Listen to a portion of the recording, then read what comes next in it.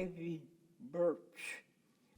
Of course, I was born on Redfish Point, and by virtue of that, I consider myself as one of the natives because that's where I was born, that's where I grew up, and attended the first 8 years of my school when Redfish Point and the extension of this area down near Mexico Beach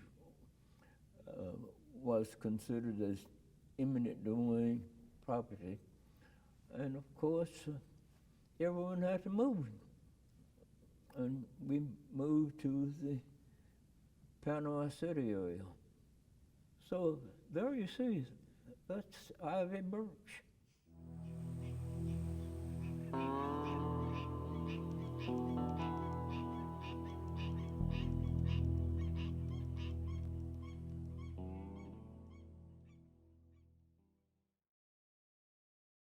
Well, Redfish Point was a great part of this area. So back in the 1800s, it was a Spanish territory.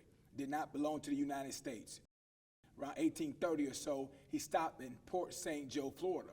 And he made his way to what we can now call Panama City and Redfish Point. And when he got there, there was nothing. And so he decided, I'm gonna start a colony, I'm gonna start a family, I'm gonna start a town. He goes to South Georgia where there were black slaves and got about 40 families.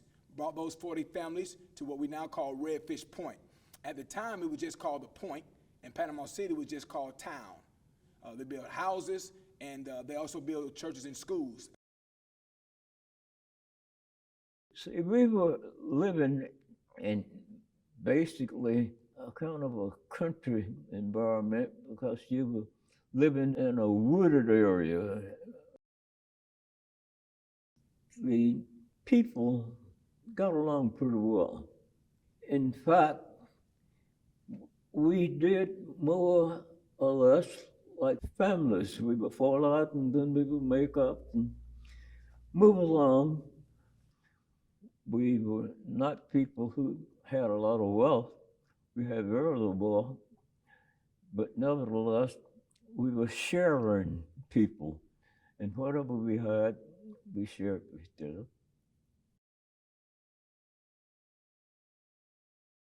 And in 1941, because of the emerging World War, the government decided to acquire the property, including Redfish Point, for use as a what eventually became an Air Force base. The legal process the government used was an expedited process available at the time, and actually still available, where the Secretary of War could authorize the taking, the condemnation of land for public use by the War Department.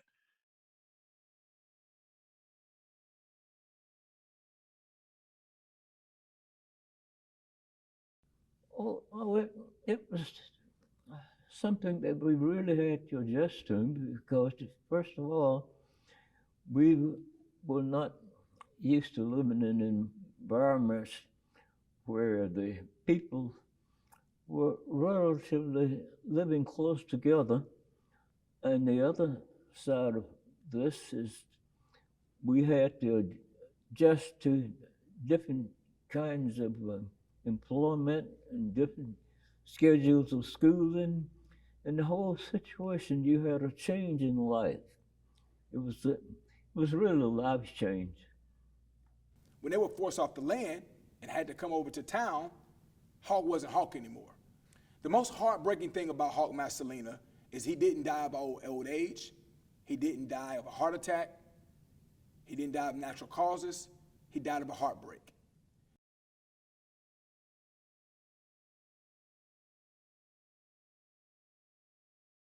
The other thing that's heartbreaking about this whole situation is Hawk is buried at Redwood Cemetery.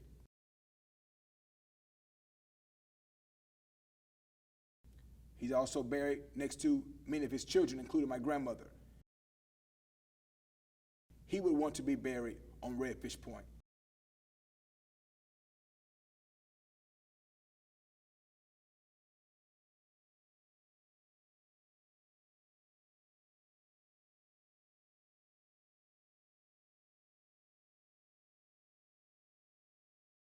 When they was kicked off the land, there was no more opportunity to have anyone buried there.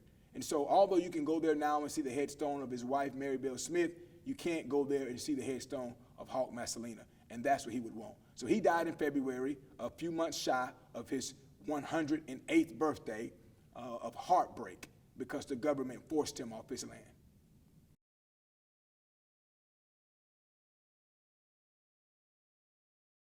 There was a jury trial to determine the value of the land for at least some landowners.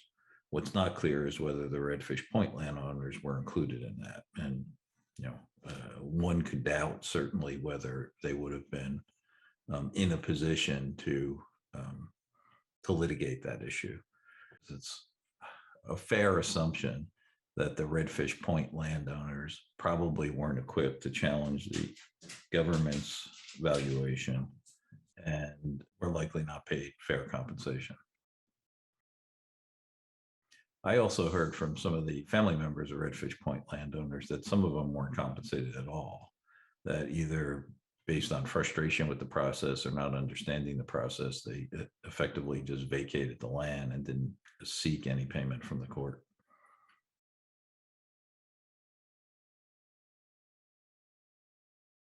Probably the expectation at the time of taking is that there was going to be use of the land for part of the Air Force Base. And that didn't come about for whatever reason. So my understanding is that the land that was taken is very little use by the federal government now.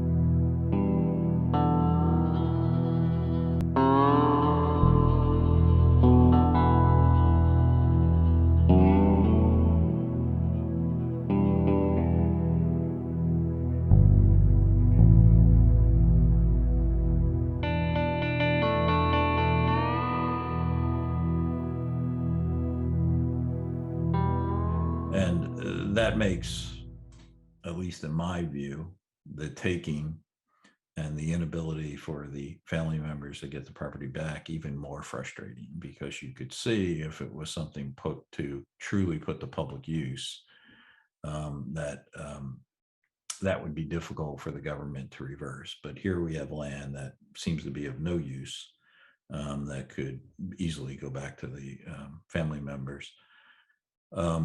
And it also is frustrating because the family members describe the agreement at the time that the landowners and their family members would get the property back if it wasn't going to be used. So now that it's not going to be used, it feels like they're being cheated out of at least their understanding of the bargain, that they should be entitled to a return of the land.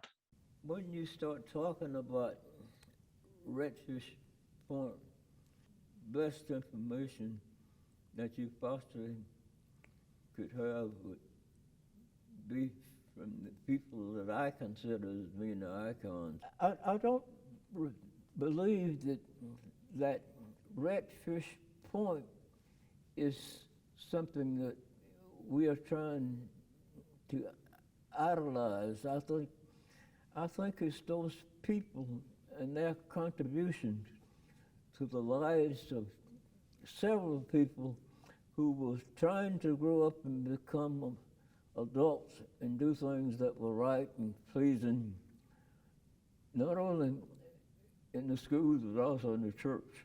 When the government decided to build an Air Force base, they took the land by eminent domain and forced everyone to leave.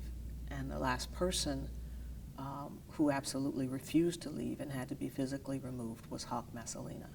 Imagine being the man, the legend, and then the next day, you're just another citizen. Imagine everyone coming to you asking, where do I go? What should I do? How should I handle this discipline with my children? How should I handle this finance issue? What does the Bible say about this? Are you in a bad mood? You go to Hawk. Hawk was the therapist. Hawk was the doctor. Hawk was the lawyer. Hawk was the mayor. Hawk was the governor at Redfish Point. But then when they came to town, Hawk was just another citizen. It broke his heart. He was never the same again. The fact that there's the Messalina Bayou, the Messalina Bridge, the Messalina Housing Complex, those names were given to a free black man in this community at a time when that was unheard of for blacks to be recognized like that. He had this unique ability to talk to people, to galvanize a crowd, to get people excited. He had a colorful personality. That Redfish Point was synonymous for all things good, for excitement. Hawk was known for throwing the wildest parties on Saturday night and then preaching the gospel on Sunday morning. So he was a true Renaissance man. He was also the first black man to settle in Panama City. Think about that. Talking about black history, Hawk Messalina and his father, Jose, and his family was the first black family to settle in Panama City. I went into education. I spent 20 years as an administrator, a coach, and a teacher. I've been the first head black coach at 4 schools. Every time a reporter asks me, how does this make you feel? I say, this is what my family is all about. We are used to being the first. I was at an event speaking to Martin Luther King Jr. Day, and I was a keynote speaker. After I finished speaking, many people came up to me to tell me how good of a job I did. So I was trying to have that humble yet appreciative look on my face. And so everyone was in line, good job, young man, good job. I said, thank you, thank you, thank you. Then a guy comes by, I never met this guy before, and he shook my hand, he said, absolutely amazing. I said, thank you, sir, thank you, I appreciate it. He said, you're just like him. So Mr. Burt shook my hand and said, you're just like him. So I said, just like who? He said, Hawk Messalina. I said, oh, that's nice. He said, you know, I knew him. I had never met someone who knew Hawk Messalina. He said, the way that you captivated the crowd, the way that you talked, the jokes you told, you're Hawk Messalina. Now, I was embarrassed, because just like now I'm getting teary. I was embarrassed, so I tried to wipe my face. I couldn't stop crying. The greatest compliment I could ever receive is this man told me I was Hawk Messalina.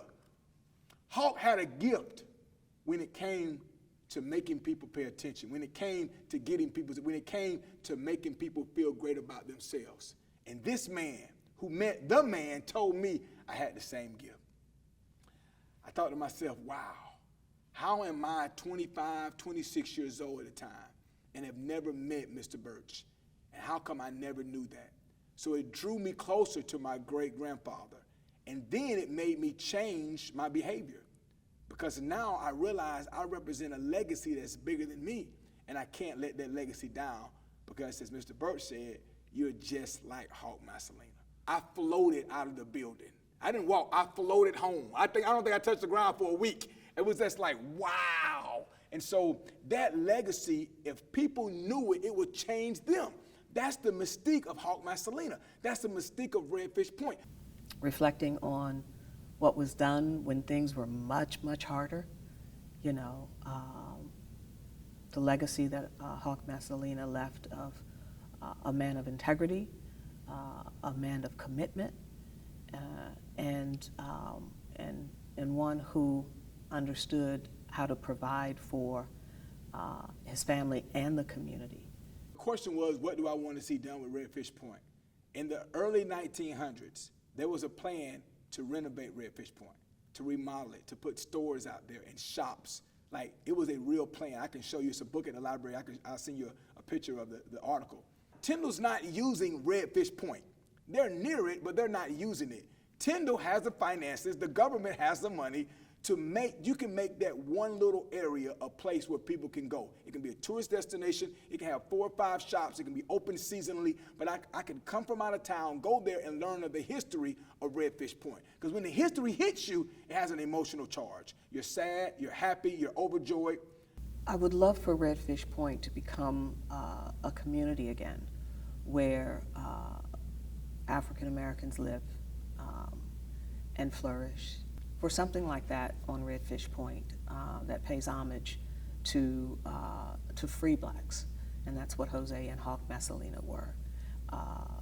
Those stories need to be told and remembered, but in a space and a place where people can vacation and enjoy the beauty there. There's been in the news about a beach out in California that was in the Bruce family that was taken away, and the powers that be there found a way to get that back to those descendants. And so I would hope something like that could be done here. So what I want people to do is to step outside their comfort zone and find their local history, wherever they live. If you live in California, you live in Oklahoma, you live in Montana, you live in New York, wherever you live, find your local history. Dr. King, that's great history. Nelson Mandela, great history. Rosa Parks, great history. Medgar Evers, Shirley Chisholm, Harriet Tubman, I can go on and on. This is great history. But what about your local black history? So I would encourage people to study, to learn more about their own heritage, regardless of your race, regardless of your ethnicity or your background. Learn about your ancestors and learn about local black history. And if you're ever in the Panama City, Florida area, enjoy our beautiful white sand, enjoy our beautiful beach, but I want to encourage you to learn about our great, rich history. Learn about Hawk Messalina and George Mortimer West, the father of Panama City. The neighborhoods that the LEAD Coalition focuses on, Glenwood, Millville, and the Hill in St. Andrews, historically African American communities, are also places where there's high poverty, high unemployment, and those are vestiges, I think, of a segregated society, vestiges of redlining. And so when we talk about remembering the legacy of a free black community, I am mindful that the work we're doing is to free black communities now, free them from unemployment issues, low educational attainment. And those were the neighborhoods where folk from Redfish Point settled. Those of us in the generation behind them have some ideas. And I'm very glad to see Willie Spears and Linda Messalina, who are coming along behind me, taking up the mantle to do whatever they can and to connect with resourceful people to protect that legacy and extend it. So my generation can't let the legacy down. We can't crawl out of the blocks. We can't walk. We can't look in the stands. We have to stay focused to making sure we live a life above reproach. Now, I'm happy for Tyndall. I'm glad Tyndall is here. I think it does a great job for our entire country to have an Air Force right here. But what about the land that you took over? What if that was your family? How would you feel? And so it's definitely an injustice. Unfortunately, it happens so often we become numb to it. If there were white people on that land, what would have been different? Ask yourself that question. And so what we're dealing with in America is a heart issue. So when I say Hawk died of a heart attack, I'm not talking about a physical heart attack. He was brokenhearted. So there has to be a heart change. And none of us can change a heart. That has to be a higher power. Mr. Birch has a good heart. You can feel it when you meet him. That happened on the point. Anyone you meet from Redfish Point, these are good-hearted people, not vindictive people, not evil people. You know, these people, they were Redfish Point as far as I'm concerned. You know, it was these people and their contributions to the community